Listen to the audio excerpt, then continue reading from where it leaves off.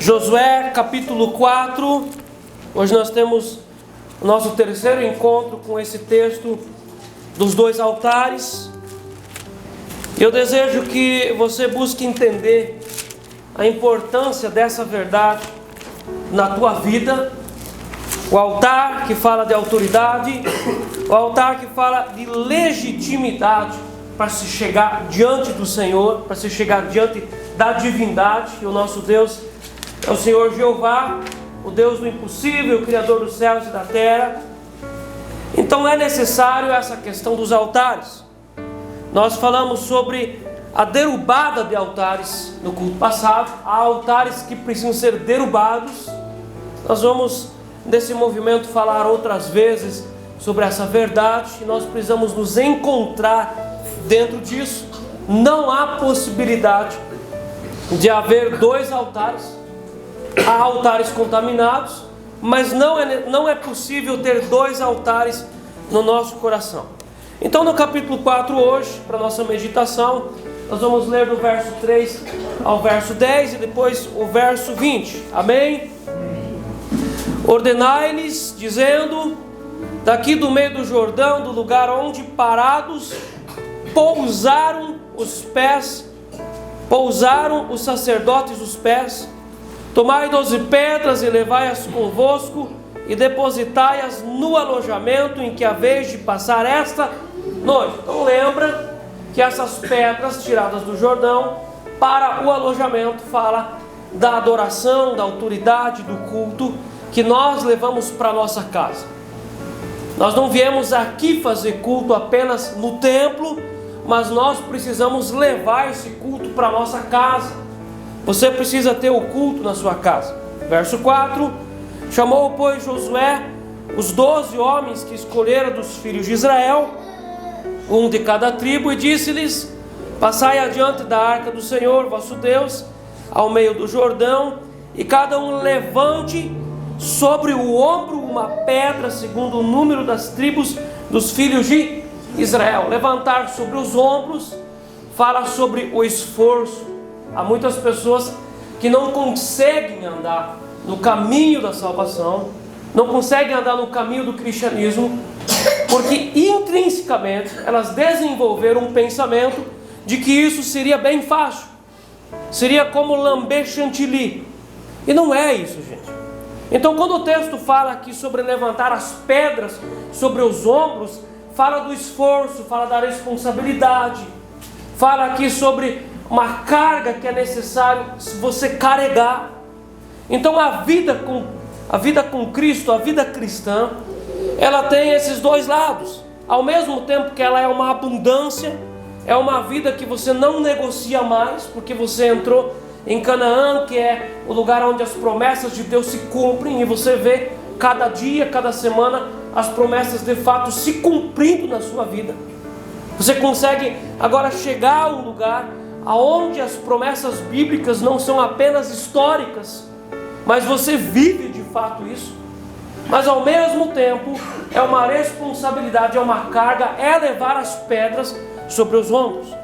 Verso 5: um de cada tribo, e disse-lhes: passai adiante da arca do Senhor vosso Deus, ao meio do Jordão, e cada um levante sobre o ombro uma pedra, segundo o número das tribos dos filhos de Israel, para que isto seja por sinal entre vós.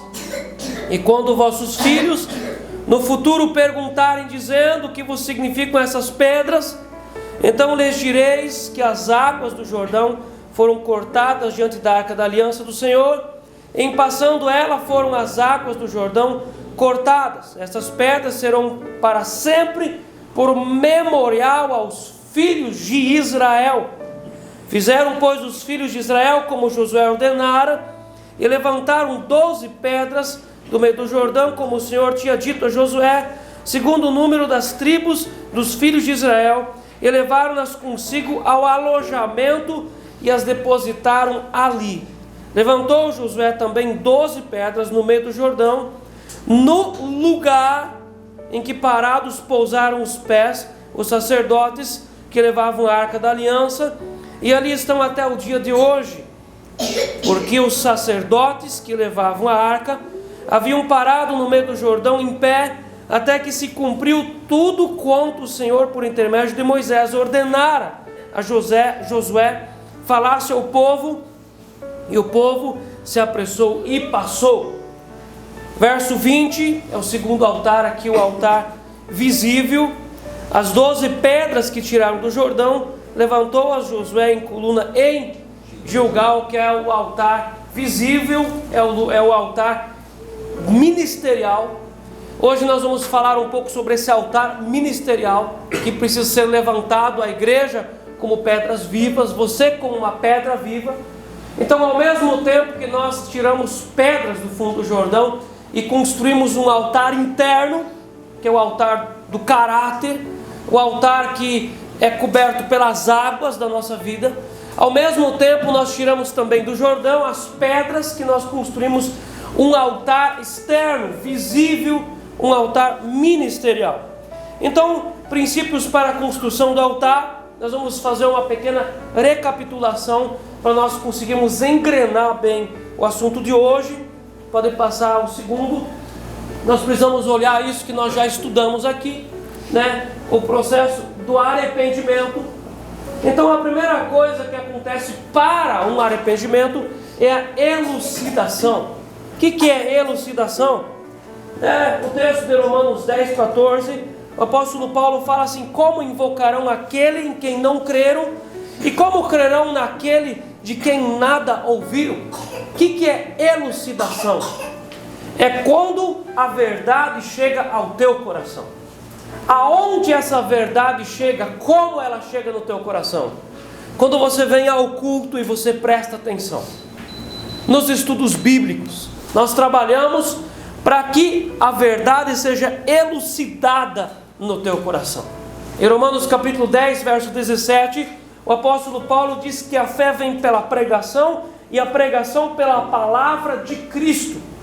Meus irmãos, quando alguém vai entender que a pessoa está em pecado, que talvez ela foi consagrada no altar dos ídolos, por meio do quê? Por meio do ensino. É por isso que você precisa estar aqui no culto e no estudo bíblico. Você precisa ser elucidado. Às vezes as pessoas elas não vêm porque elas têm medo de que o pecado seja revelado. Você precisa ter medo de você continuar vivendo com o pecado. O pecado te condena. O pecado te enfraquece. O pecado abre um portal na sua vida para que demônios explorem a sua vida, enfraqueçam a tua fé e tirem você da concentração.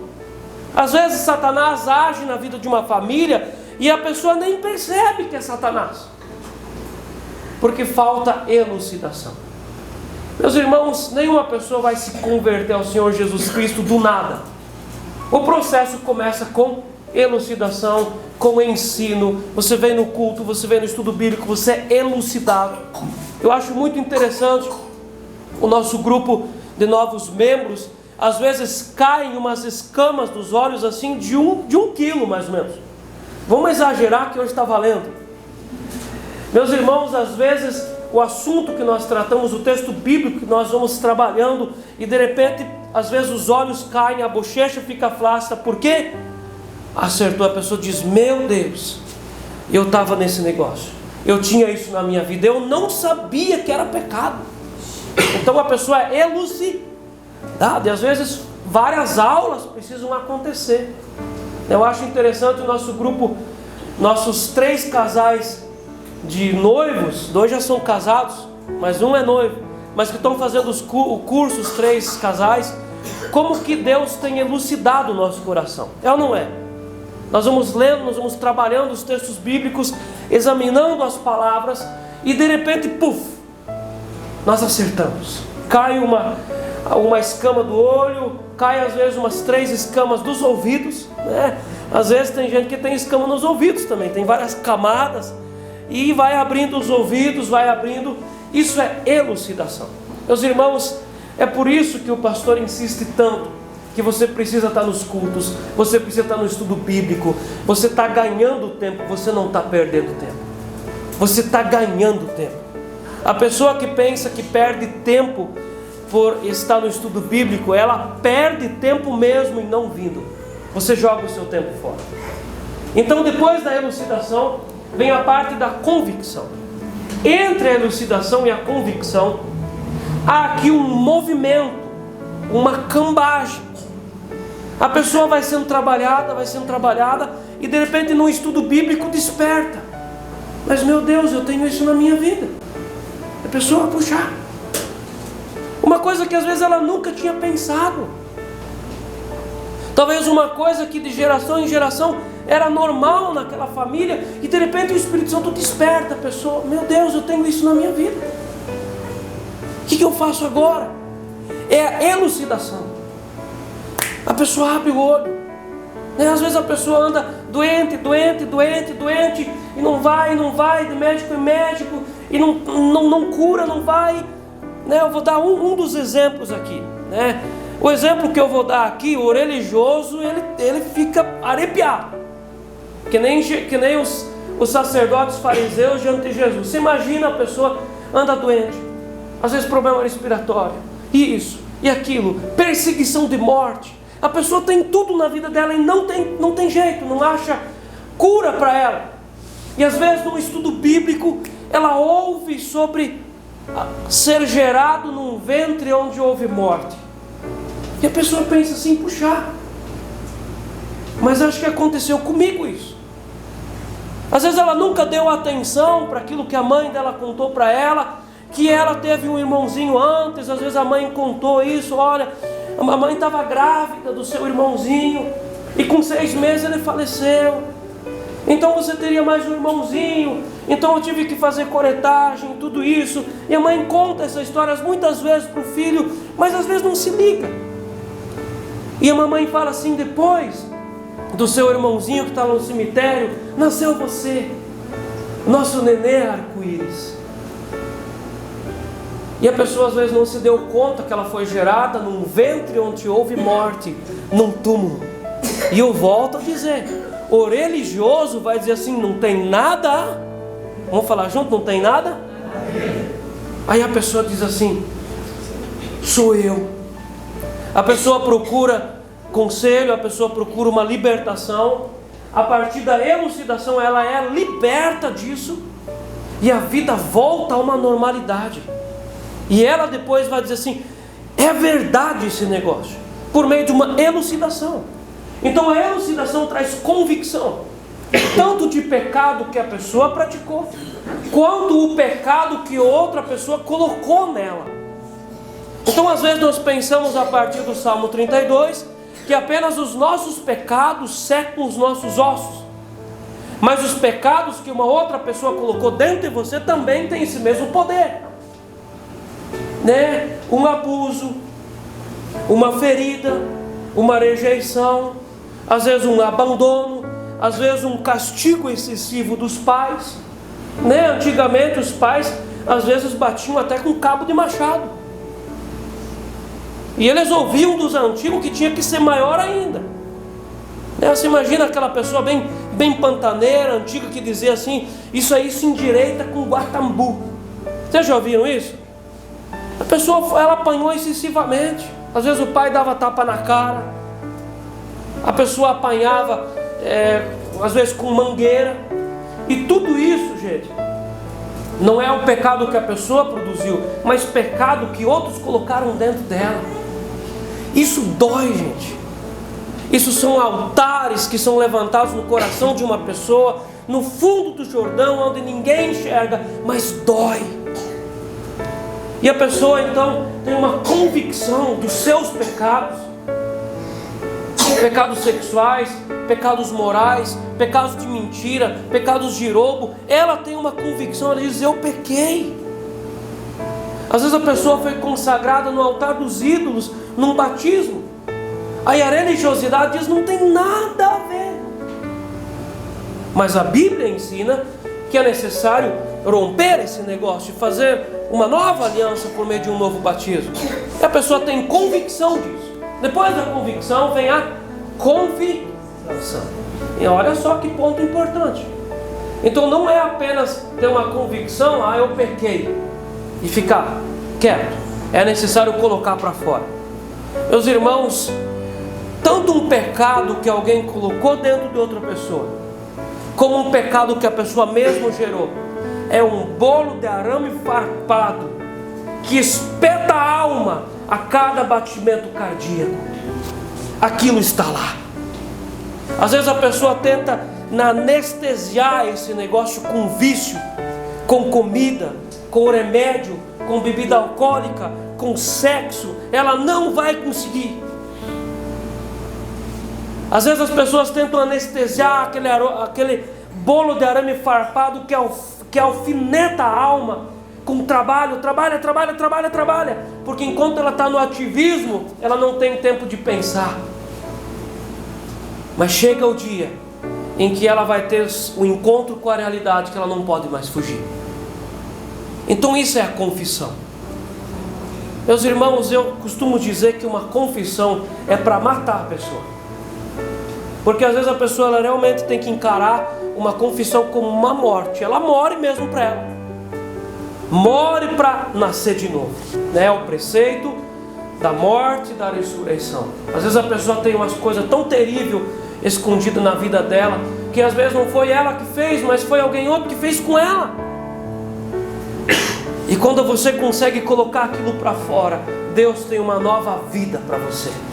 Deus tem um novo sono, Deus devolve para você o apetite, Deus tem uma nova vida para você. Então a confissão, depois a decisão de uma nova vida, a pessoa decide, né? Porque tem pessoas que passam nesse processo, mas elas decidem: eu não quero mudar, né? A Bíblia fala de pessoas que voltam atrás. Lembra da porca lavada que volta à lama? Do cachorro que volta a comer o seu vômito? Tem pessoas que voltam atrás. Tem pessoas às vezes que confessam pecados terríveis. Confessam.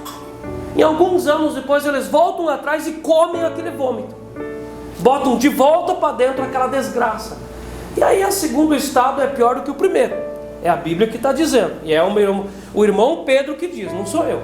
Mas a gente vê isso acontecer. No ministério a gente tem contato com essas coisas e a gente vê isso acontecer. Quem volta atrás, o segundo estado sempre é pior do que o primeiro. Então é sempre melhor ficar nisso. Então confissão é derrubar os antigos altares. Você precisa derrubar altares.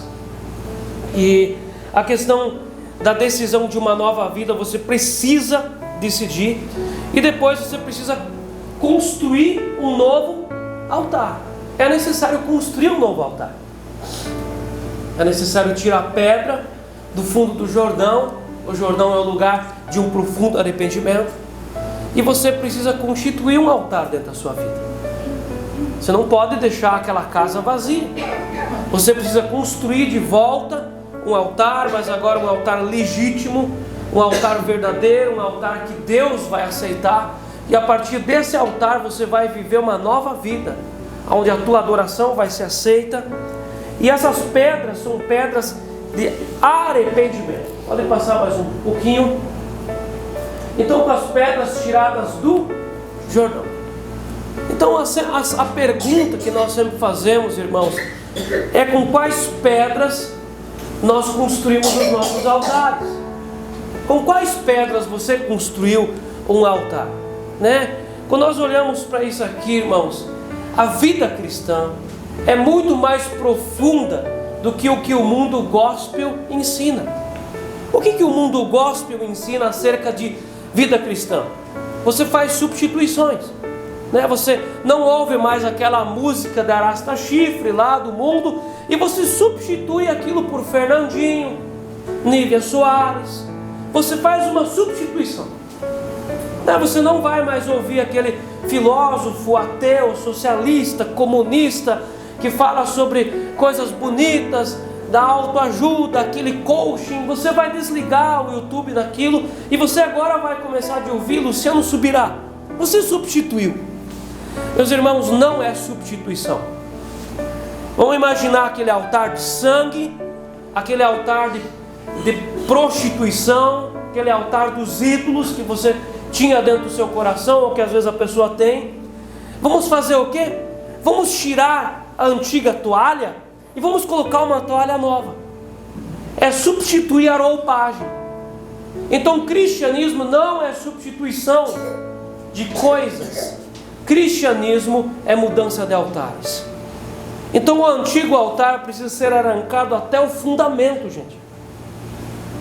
Meus irmãos, por isso que muitas pessoas vão chegar diante de Jesus no dia do juízo final, e Jesus vai falar para elas: afastai-vos de mim, porque eu não vos conheço. E a pessoa vai dizer: mas Deus, eu ouvia Fernandinho. Aí Jesus vai falar: vós que praticais a iniquidade, vocês não derrubaram o antigo altar, porque você sempre falava e você dizia que não tinha nada a ver. Seu pai e sua mãe ofereceram você no altar dos ídolos, aos santos, e você achou que aquilo é cristianismo e não precisava remover aquilo. Não, aquilo não tem nada a ver. Você vai chegar diante de Deus e Deus vai falar para você: eu não te conheço. Você nunca derrubou o altar de sacrifício antigo. Eu não te conheço, cara. Vai, afasta-te de mim. Vai para o outro lado. Então nós temos que perceber muito bem isso. E qual que é a diferença entre um arrependimento e um remorso? O resultado, gente. Como é que a gente vai saber se a pessoa de fato se arrependeu ou ela remorsou? O resultado. O arrependimento vai levar a pessoa a andar com Deus. O remorso vai fazer a pessoa voltar para o mundanismo. Então o arrependimento, ele produz uma nova vida. Então, de quais pedras nós levantamos um altar no nosso coração? Das pedras provindas do verdadeiro arrependimento, com as pedras tiradas do fundo do Jordão. O fundo do Jordão fala de um arrependimento verdadeiro. A pessoa passou por uma libertação profunda, verdadeira. Ela foi limpa mesmo. Foi arrancado a raiz do pecado, a raiz da iniquidade foi arrancada. Então, hoje nós vamos falar na formação de uma comunidade igreja saudável e com propósito. Nós precisamos entender o seguinte: em 1 Pedro 2,5, Pedro fala assim também: vós mesmos sois como pedras vivas. Vocês são como pedras que vivem, sois edificados casa espiritual, para ser de sacerdócio santo, a fim de oferecer de sacrifícios espirituais agradáveis a Deus. Quem são essas pedras vivas? Vamos lá. O altar interior que nós montamos dentro de nós são das pedras retiradas do fundo de um arrependimento. Amém? Esse arrependimento, ele traz... Essas pedras são pedras de autoridade na adoração, né? Quem não tem um altar que veio do fundo do Jordão, não tem autoridade na adoração. Existe diferença entre você vir aqui no culto e você bater junto, e você cantar junto, e você adorar. Existe diferença entre você cantar junto, aqui uns para os outros, e você cantar e ser recebido no céu. Existe diferença, gente. A Bíblia fala que tem oração que não passa do teto. Então, o louvor, a adoração, que não vem de um altar que veio do Jordão, é uma adoração ilegítima. Você pode cantar, você pode se arrebentar cantando, não vai acontecer nada no céu. Então esse altar, ele dá autoridade na oração. Tem oração que Deus não ouve? A Bíblia diz que tem oração que Deus não ouve. Eu tenho que ter um altar legítimo. A autoridade na integridade com Deus. Esse altar me dá integridade com Deus e na autoridade ministerial. Então, no primeiro ponto, nós temos esse altar interior de cada cristão que passou pelo profundo arrependimento, libertação de coisas antigas, cura interior. A pessoa monta um altar legítimo dentro dela. O segundo altar é o altar ministerial, que ele fala de igreja. Nós precisamos, cada um de nós, ser uma pedra viva no corpo de Cristo. E essa pedra nasce aonde? No fundo do Jordão, no lugar do arrependimento. Então nós não estamos falando aqui de gospelizar as coisas. O que é gospelizar? Você não precisa se converter no gospel. Você só precisa cantar música gospel. No gospel, você não precisa se arrepender dos seus pecados e mudar de vida. Você só precisa substituir alguns costumes e algumas palavras. Olha, agora você tem que começar a falar amém e glória a Deus. E a pessoa fala amém e glória a Deus. Amém. Agora eu sou cristão. Ensinam a pessoa a mudar a roupa, as coisas externas. Olha, agora você não pode mais falar palavrão. Agora você tem que falar em nome de Jesus. Aleluia. Se Deus quiser. Isso é uma das coisas que as pessoas mais falam. Se Deus quiser. Uma pessoa acha que ela já é filho de Deus por trocar a roupagem. Não é. Aonde que nasce uma igreja? No Jordão do arrependimento. No fundo do Jordão. Uma pessoa que passa pelo fundo do Jordão, essa pessoa se torna uma pedra viva, e essa pessoa começa a fazer parte do altar a Deus.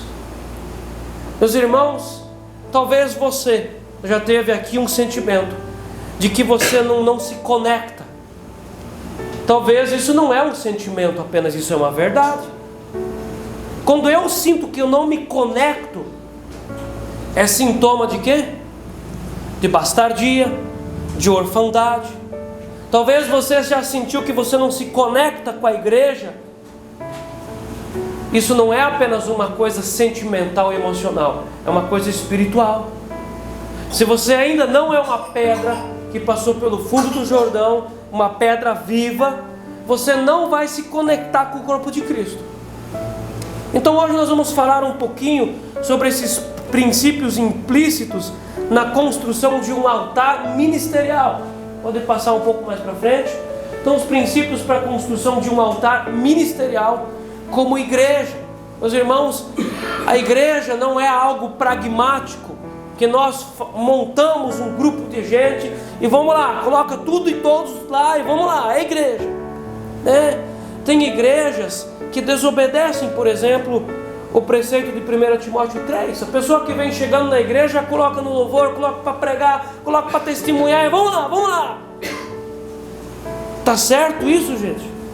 Não está certo. Então nós precisamos olhar como que Jesus pensa acerca das coisas. O que Jesus diz? Isso é importante, é a vontade de Deus. E na vontade de Deus, a igreja dele é um altar. E esse altar é formado por pedras vivas. Pessoas que passaram pelo fundo do Jordão para entrar na terra prometida. Então, princípios implícitos na construção do altar. O conceito de altar congrega, junta uma série de princípios espirituais que, quando exercitados, revolucionam a nossa intimidade com Deus, estabelecendo uma forte e consistente dinâmica de transformação e uma vida de autoridade. Como nós vemos essa questão da autoridade, como isso é um negócio sério.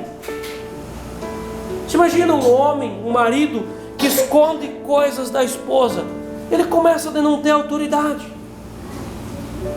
Filhos que escondem coisas dos pais começam a não ter autoridade. Como que essa questão da autoridade ela faz diferença na nossa vida, gente? A autoridade de ser marido, a autoridade de ser esposa, a autoridade de ser mãe, a autoridade de ser pai. E como quando um casal não tem autoridade sobre os filhos, como isso faz falta na educação. Então essas 12 pedras juntas faz aqui a igreja de Jesus ter autoridade. E nós como igreja precisamos ter autoridade, gente.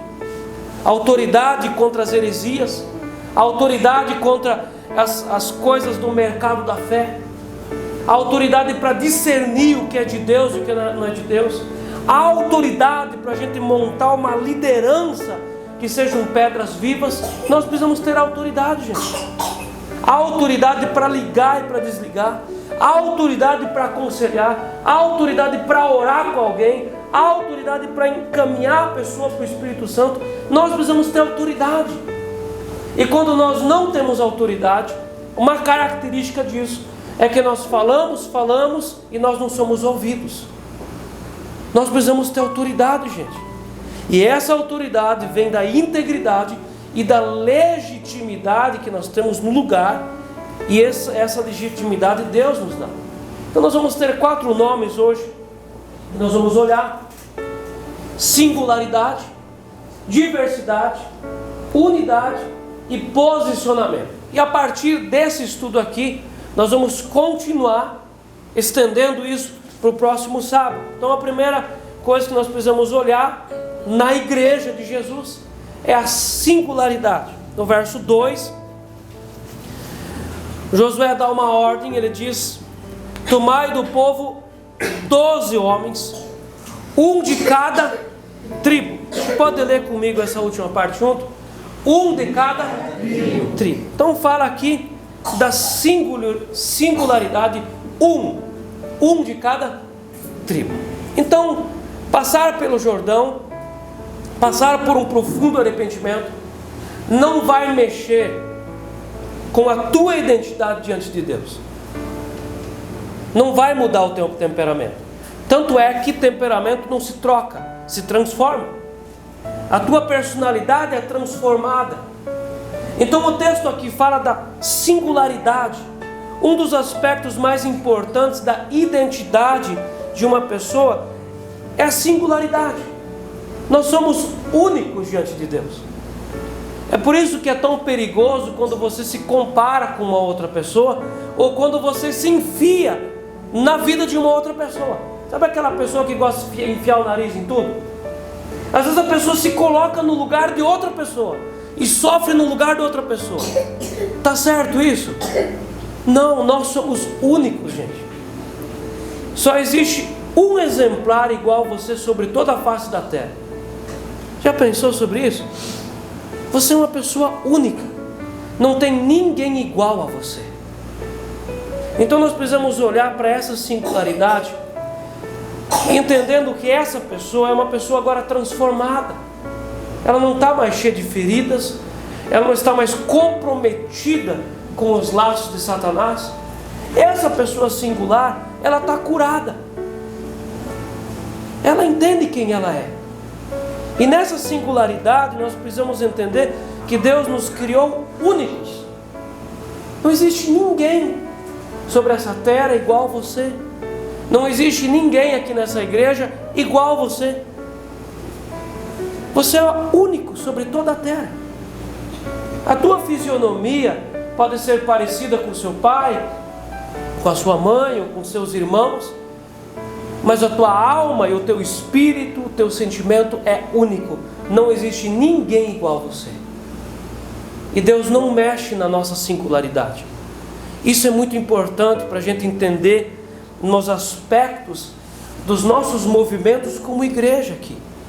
Nós somos únicos, gente. Não se compare com ninguém. Não disputa cargos com alguém. Não disputa dons com alguém. Não disputa.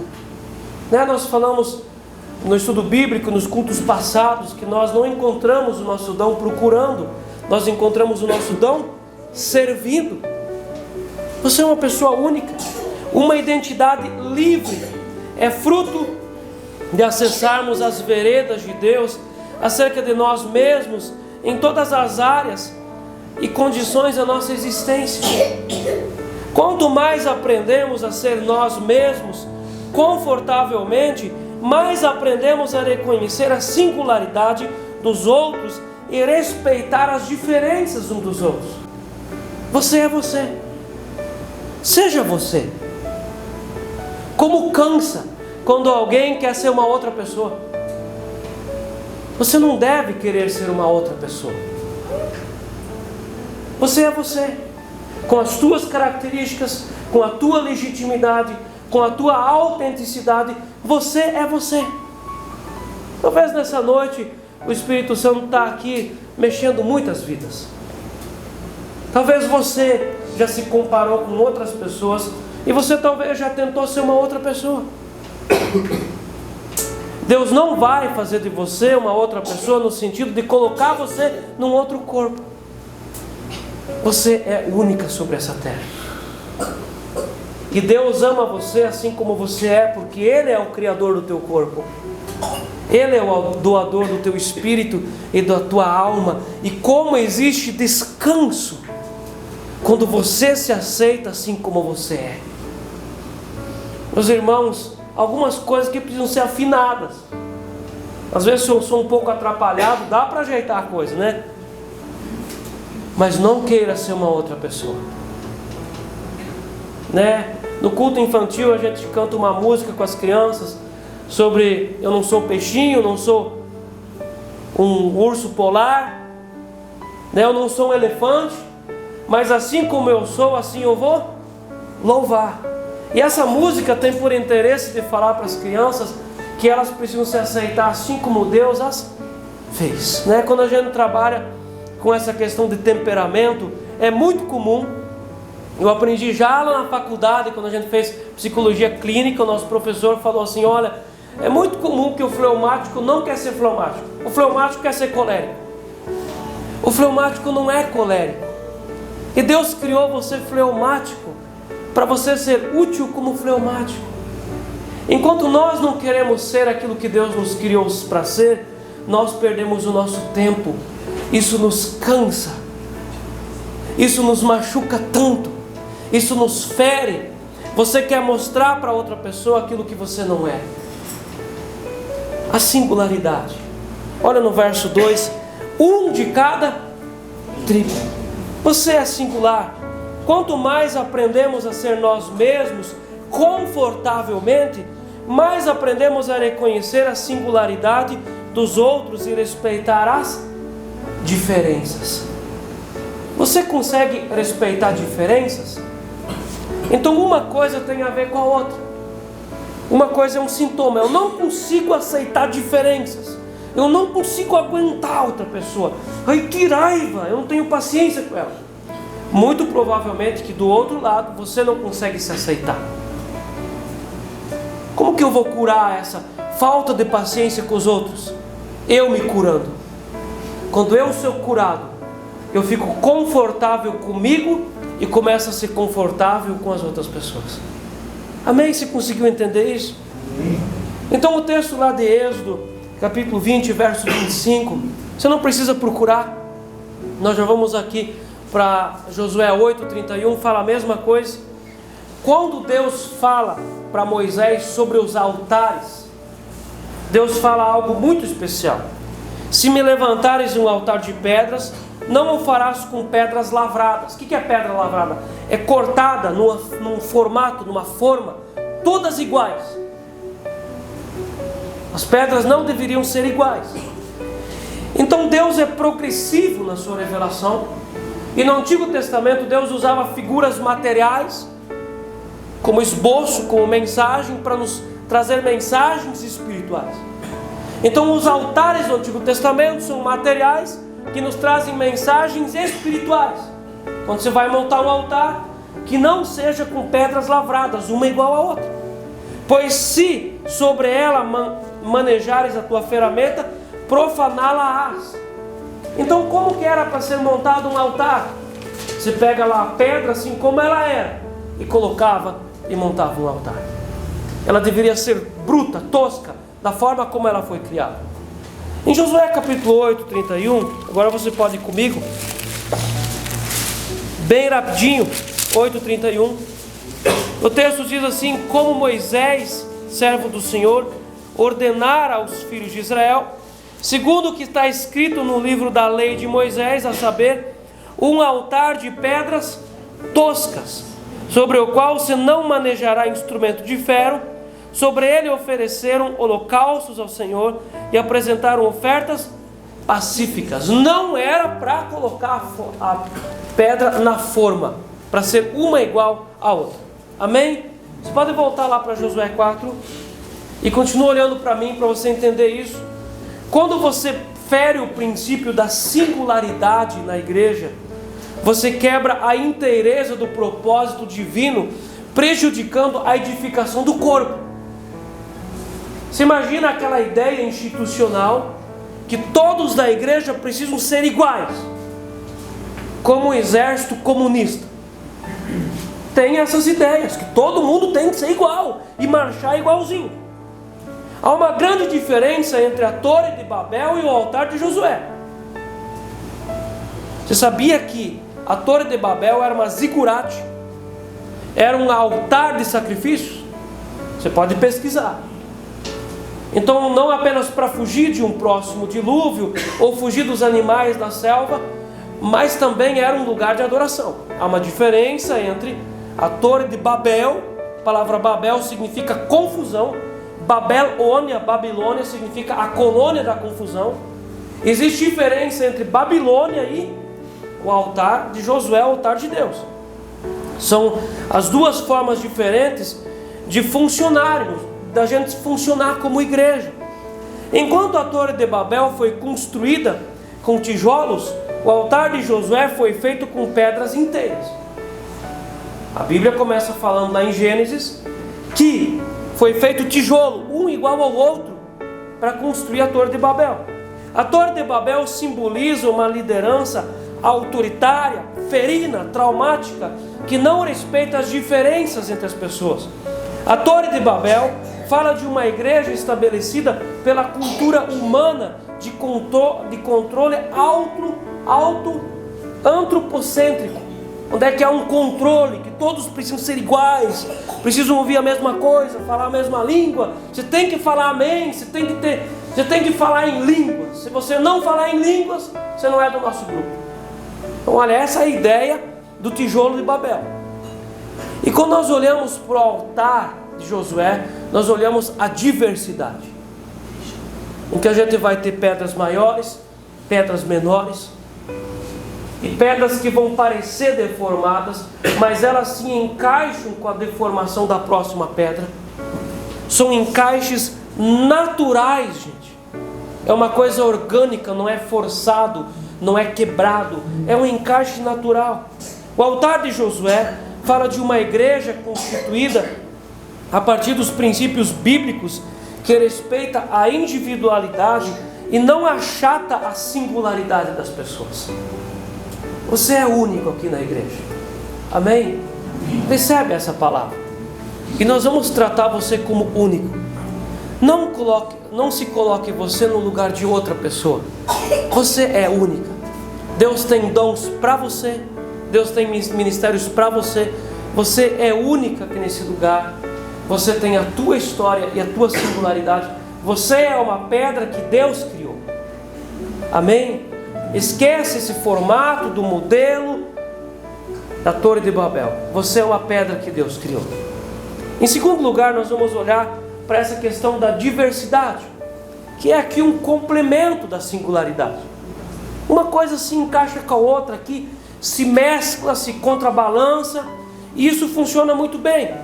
No verso 9, nós vamos ver aqui: levantou Josué também 12 pedras no meio do Jordão. Diversidade. Essas pedras eram iguais? O que vocês acham? Então tira da sua mente que todas eram quadradinhas iguais. 20 por 20 por 40. Não era. Essas pedras eram diferentes.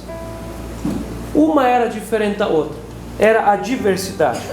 A sabedoria de Deus não é uniforme, mas é multiforme. É multiforme. A sua essência é criativa. A essência de Deus é diversa. Por isso na igreja de Jesus tem diversos dons. Em 1 Coríntios 12, verso 4 ao 7, Paulo diz: ora, há diversidade de dons, mas o Espírito é o mesmo. E também há diversidade nos ministérios, mas o Senhor é o mesmo. E há diversidade nas realizações, mas o Deus é o mesmo Deus, que efetua tudo em todos. A diversidade. Meus irmãos, esse assunto, ele se complementa aqui. Nós podemos ter pessoas cristãos como referência, bons exemplos, mas você não precisa imitar. A única forma que nós vemos na Bíblia o mimitai de 1 Coríntios 11 é em relação a Jesus Cristo. A terceira palavra que nós temos aqui é a unidade, mas há uma complementabilidade na diversidade desses dons. Ministérios e realizações faz a igreja um organismo vivo e funcional. Cada um tem dons e tem realizações. Então, dentro dessa unidade, nós vamos ver no verso 9 de novo, né? Levantou Josué também 12 pedras no meio do Jordão, no lugar em que parados pousaram os pés dos sacerdotes e levaram a arca da aliança. Estão ali até hoje. No verso 20, as 12 pedras que tiraram do Jordão, levantou-as Josué em coluna, em Gilgal. A igreja precisa ter unidade, gente. A nossa casa precisa ter unidade. Meus irmãos, enquanto que tem resíduos de pecado, não tem unidade. Se na nossa vida nós temos resíduos de pecado, nós não vamos ter unidade com Jesus. Enquanto que nós temos resíduos de pecado na nossa vida, vai ser uma forçação de barra querer falar em línguas e ter ministério. É uma forçação de barra, é uma mentira, uma hipocrisia. Enquanto que é pecado na nossa vida, nós não vamos ter unidade com o Espírito Santo. Enquanto que o marido e esposa têm coisas escondidas, não vai ter unidade entre o casal. Olha o princípio da unidade. Você quer ter unidade com a sua esposa? Você quer ter unidade com o seu marido? Remove aquilo que está escondido. O pecado vai ter que remover.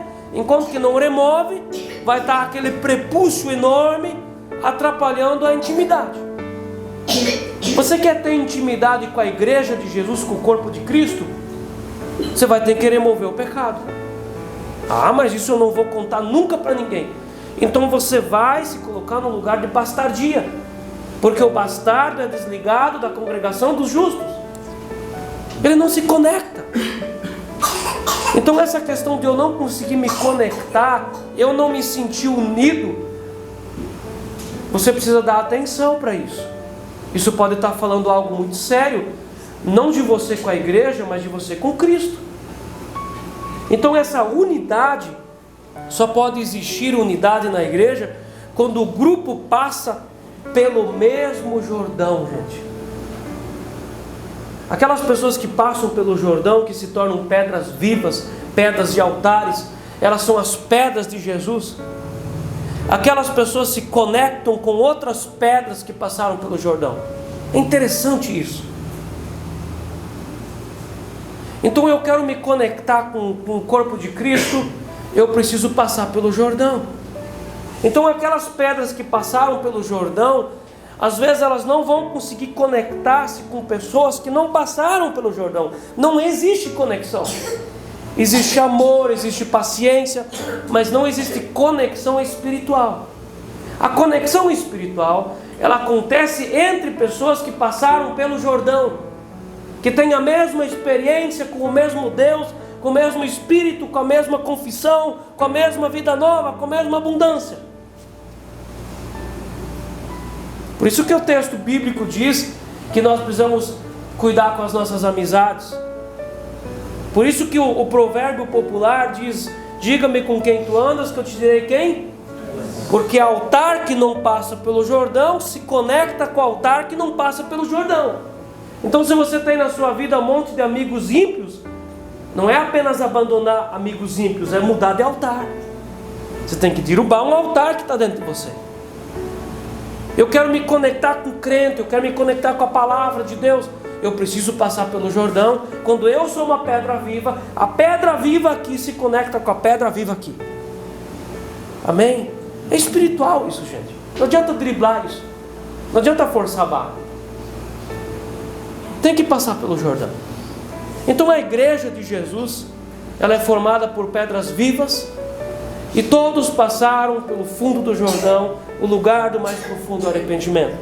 E só existe unidade quando existe liberdade e diversidade. Senão não existe unidade. Encaixar as pedras, posicioná-las juntas no mesmo lugar, sem violar a integridade de cada uma delas, é como montar um quebra-cabeça. Isso não é fácil. Porque é mais fácil o pastor descer a régua que todos precisam ser iguais, do que respeitar a individualidade. Só que quando nós, como instituição, baixamos a régua que todos precisam ser iguais, nós montamos uma torre de Babel. E a gente desrespeita a individualidade. Mas quando nós respeitamos a diversidade e a individualidade, nós podemos montar um altar de unidade. Só que essa unidade não é libertinagem. Nós temos que sempre lembrar que nós estamos falando de pedras que passaram pelo Jordão, passaram pelo sangue de Cristo, colocaram todos os seus problemas na luz da cruz e agora estão libertos. Essas são as pedras vivas. Para haver unidade, precisa haver muita humildade. Você já percebeu que humilde com humilde se dá? Humilde com humilde se conecta. Orgulhoso com orgulhoso não se conecta. O humilde até vai tentar se conectar com o orgulhoso por pouco tempo. Vai haver um aborto, você não vai ficar com o orgulhoso. Humilde com humilde se conecta. Sabe aquela argamassa legal, gostosa, que é colocada entre as pedras? Isso se chama humildade. Apenas na humildade nós conseguimos olhar para o nosso pecado e não para o do outro. 1 Coríntios 11, quando Paulo fala sobre a ceia, ele diz assim: examine-se o homem cada um a si mesmo. Quando nós começamos de nós examinarmos a nós mesmos e não o outro, nós vamos ter unidade.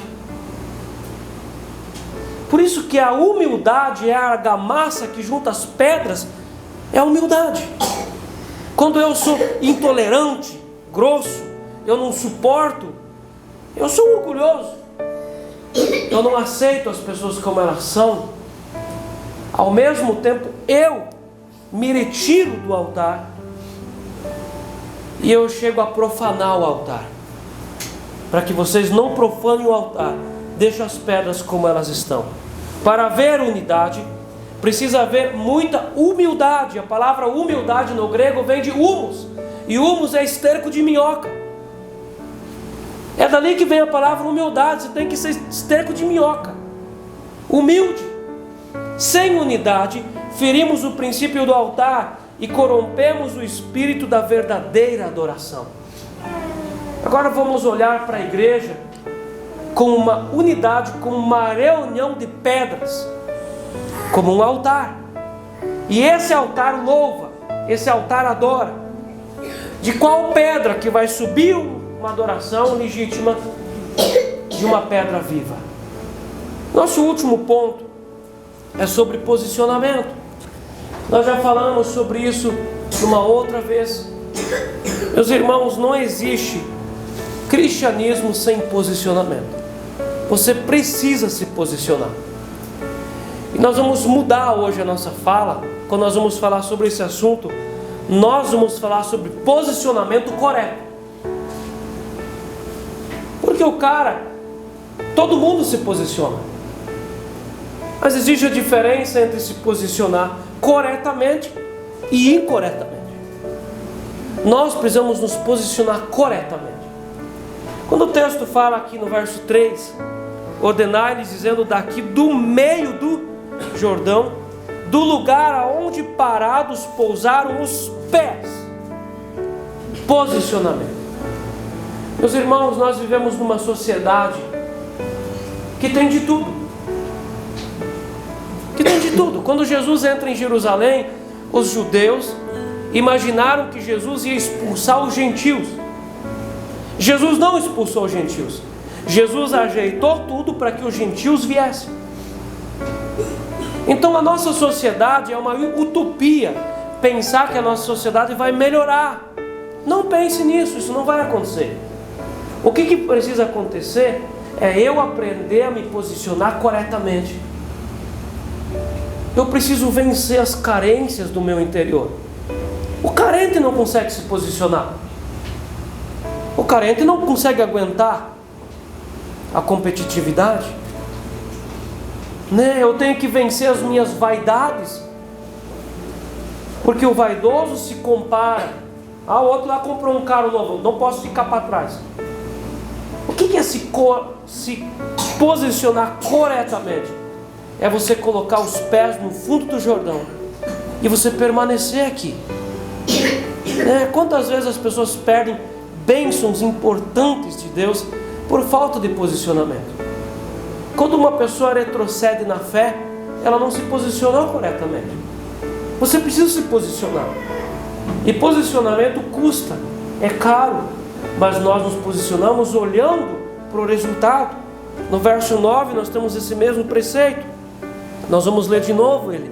Levantou Josué também 12 pedras no meio do Jordão, no lugar em que parados pousaram os pés dos sacerdotes. No próximo culto nós vamos falar sobre sacerdócio também, o sacerdócio da igreja. Mas você precisa se posicionar. Você como marido, você precisa se posicionar no seu casamento. Você como esposa, você precisa se posicionar na sua casa. Nós como cristãos, nós precisamos nos posicionar, porque o mundanismo também tem boas respostas para as coisas. O socialismo tem boas respostas, o comunismo tem boas respostas, a idolatria tem boas respostas, o pecador tem boas respostas. Meus irmãos, você olha para alguém que está preso na filosofia das coisas, a pessoa tem boas respostas. Não é uma boa resposta, um bom trocadilho que pode nos mover do lugar aonde nós precisamos nos posicionar. Meus irmãos, eu como pastor, eu não estou aqui protegido e blindado. Eu preciso me posicionar. E há muitas propostas, muitas ideias, e muitos convites, e muitas coisas. Eu preciso posicionar os meus pés no fundo do Jordão, no lugar do arrependimento verdadeiro, do lugar aonde eu tirei as minhas pedras do ministério. Você precisa se posicionar. Você não pode ficar ouvindo, olha aqui para mim. Você não pode ficar ouvindo ideia de gente sem futuro entrando na sua vida para falar sobre casamento. Às vezes a pessoa teve um monte de casamento arrebentado e ela vai aconselhar você sobre casamento. Dá uma olhada. E você, cabeça de bagre, vai ouvir. E tem gente que é cabeça de frango. O aconselhador lá tem a vida toda arrebentada, cheia de vício, cheia de problema, e a pessoa vai ouvir aquela pessoa.